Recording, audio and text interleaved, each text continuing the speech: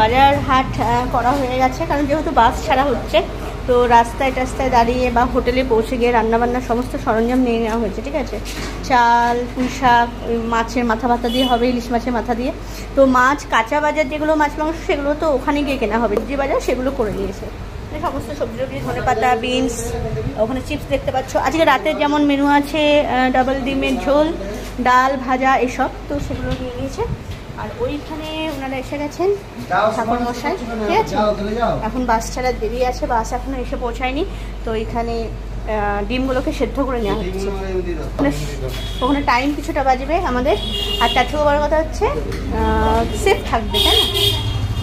তো এই হচ্ছে আমি রেডি হয়ে আছি। আর তোমাদের বলা হয়নি যে আমি কৃষ্ণনগরে এসেছি মোটামুটি 4-5 দিন হয়ে গেল। আর এখানে এসে আমাদের একটা প্রোগ্রাম হয়েছে দীঘায় যাওয়ার। তো আত্মীয় স্বজন, ফ্রেন্ডস সব মিলে আমরা আমাদের মতো করে একটা এসি বাস বুক করিয়েছি। তো সেই বাস বুক করে সবাই মিলে আমরা আর কি বেরিয়ে যাচ্ছি। খুব বেশি জন নয়, 25 জন, না 25 জন তো, হ্যাঁ 25 জন মতো, মানে 25 সিটের যে বাসগুলো হয় সেই বাসগুলো বুক করিয়ে এবার বেরিয়ে যাচ্ছি দীঘা। তো এখন বাজে সন্ধ্যে 6:30। কৃষ্ণনগর থেকে দীঘা যেতে মোটামুটি 7-8 ঘন্টা লেগে যাবে। রাত্রিবেলায় কোথায় যেন বললো, কোলাঘাটের আগে, হ্যাঁ ওইখানে দাঁড়িয়ে রান্নাবান্না করা হবে, মানে ডিনারের জন্য। তো কিছুটা সময় তো আরও এক্সট্রা লাগবে, সেই জন্য একটু তাড়াতাড়ি বাসটা ছাড়ার চেষ্টা করা হয়েছে। 6টায় টাইম দেওয়া হয়েছিল, 6:30 বাজে, বাস এখনো আসেনি। বেশ করে নিয়েছে সিম্পল, বুঝতে পারছো। ট্রেনে করে যাওয়ার এক্সপিরিয়েন্স আলাদা, আর বাসে করে বন্ধু বান্ধব মিলে, আত্মীয় স্বজন মিলে, সব ফ্যামিলি অ্যাক্টিভিটি ট্রিপ হয় না, সেটার একটা এক্সপিরিয়েন্স আলাদা, এক্সাইটিং ব্যাপার। সেটা হচ্ছে আমার ভীষণ ভালো লাগে না নিম্নচাপের মধ্যে সমুদ্রের ধারে গিয়ে দাঁড়াতে। তো এটা হচ্ছে আজকে হচ্ছে 30 তারিখ। তো আমরা প্রথমে ঠিক করেছিলাম 29 তারিখে রওনা দেবো, তাহলে হয়তো সাইক্লোনটা দেখতে পারতাম। হ্যাঁ, তাহলে হয়তো সাইক্লোনটা দেখতে পারতাম, কিন্তু সাইক্লোন দেখার কোনো ব্যাপার নেই। হ্যাঁ, ওখানে 31 তারিখ পর্যন্ত দেখলাম ভারী সতর্কতা জারি করেছে, সমুদ্রে নামা যাবে না। হলেও সমুদ্রে বৃষ্টি দেখতে আমার ভীষণ ভালো লাগে। মেঘলা আকাশ থাকবে, বৃষ্টি হবে, মানে সমুদ্রের সাথে যে বৃষ্টির একটা সংযোগ, সেই সময় আমার পৌঁছে যেতে খুব ইচ্ছা করে। তো সেটা পেয়ে যাচ্ছি, জানি না কত দূর ওখানে বৃষ্টি পাবো। তো দেখা যাক, চলো লেটস সি। ওটার জন্য আরও এক্সাইটমেন্ট কাজ করছে। প্রায় 8টা বাজতে চললো, দেখো বাস এসে গেছে। এবার আমরা সবাই বাসে উঠে যাবো। সবাই অলরেডি উঠে গেছে, আমরা কয়েকজন নিচে দাঁড়িয়ে আছি। ঘড়ির কাটায় এখন 8টা 9, আর এই বাস ছাড়লো।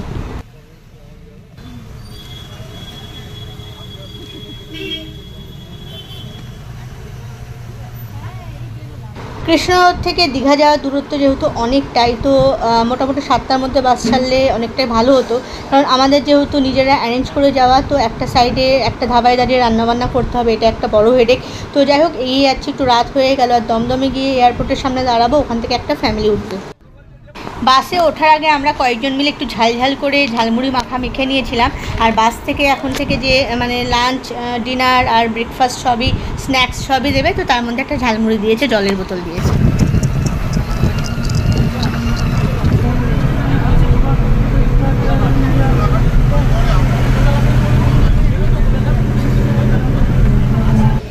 চলো, এখানে লেট করে লাভ নেই। স্কুলের বন্ধু ওইদিকে পথে যেতে একটু দাঁড়িয়ে বাসের ট্যাঙ্কি ফুল করে নেওয়া হচ্ছে তেল। আর এদিকে আমি আর বৌদি রিলসের চক্করে পড়েছি। আর বাসে যেতে গেলে না এর একটা মজা হয়, বন্ধু বান্ধব সব একসাথে যাচ্ছি তো, সবাই সবার কোনো পার্সোনাল সিট নেই, যে যার মতো উঠে গিয়ে গল্প করা, মজা করা, এগুলো হচ্ছে। বাইরে হচ্ছে তুমুল বৃষ্টি। 10টা 29 ঘড়ির কাটায়। আর এখন দেখো বারাসাত ক্রস করছি, যাবো দমদম এয়ারপোর্টের কাছে, 1 নম্বর এয়ারপোর্ট। ওখান থেকে একটা বন্ধুর ফ্যামিলি উঠবে।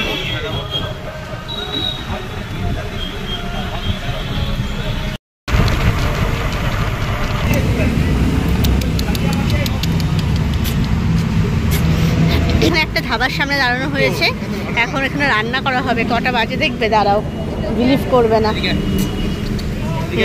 12টা 6 বাজে, রাত্রির 12টা 6। আর এখানে ওই যে আমাদের বাসটা দাঁড়িয়েছে, একান্ত আপন দাঁড়িয়েছে। আর এই হচ্ছে আমরা একটা রোড, এই রোডের সামনে আছি। এখানে একটা ধাবা আছে, তো এই ধাবাতে কথা বলা হয়েছে রান্না করার অপশান দেবে। তো রান্না বান্না করে ডিনার করে কটায় বাসে উঠবো কিছু জানি না, হয়তো রাত্রি 1টা 2টো তো বাজবেই মিনিমাম।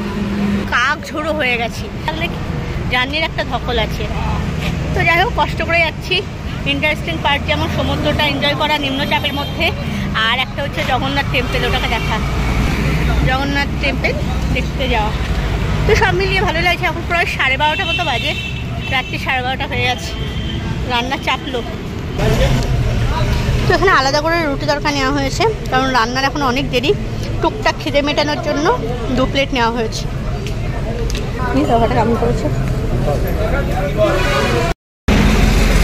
রান্না বসেছে, এটাই ভাত, ওইটাই ডাল, আর ওখানে করছে মশলা।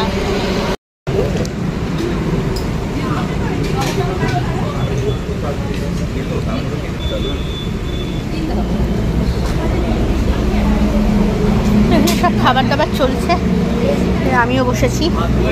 ডাল, চিপস আর হচ্ছে ডিমের কষা, ঠিক আছে। চটপট খাওয়া দাওয়া সেন।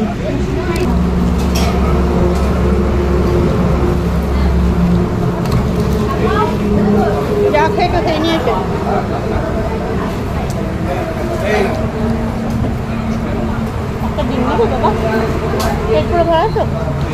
ভোর 5:07 ঢুকে গেছি দীঘায়।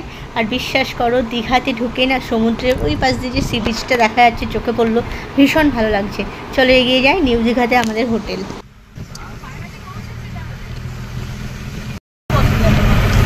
ঝাউবন শুরু হয়ে গেছে গুড়িয়া।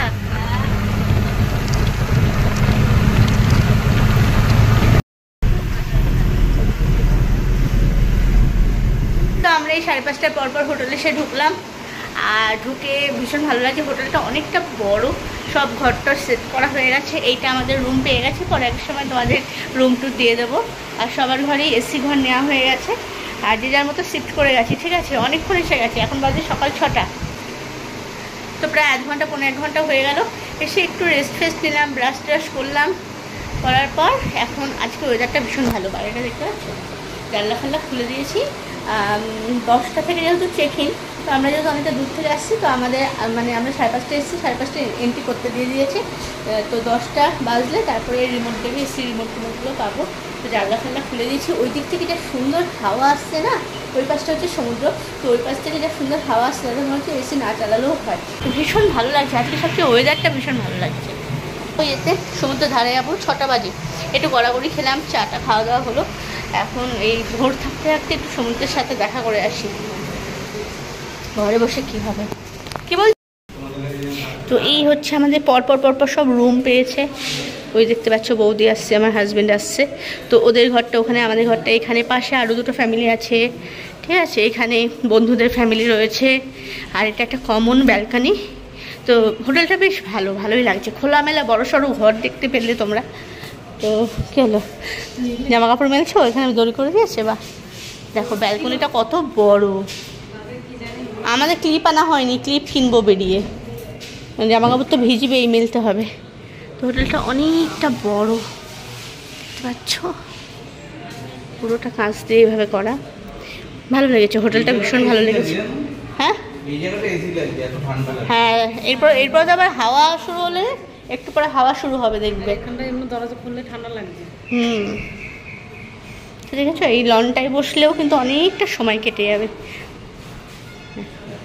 এখন সমুদ্রের ধারে যাই, এখান থেকে টোটো নেব। টোটো করে 10 টাকা, একদম সামনে, এখান থেকে বেরোলে সামনে।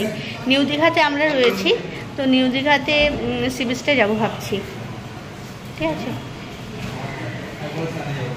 এত কষ্ট করে এসে ঘরে বসে থাকলে তো হবে না। এখনও টিফিন সব নিচে চলছে। আমরা আগে সমুদ্র থেকে ঘুরে আসি, তারপরে এসে সব কিছু। তোমরা সমুদ্রে যাবে না?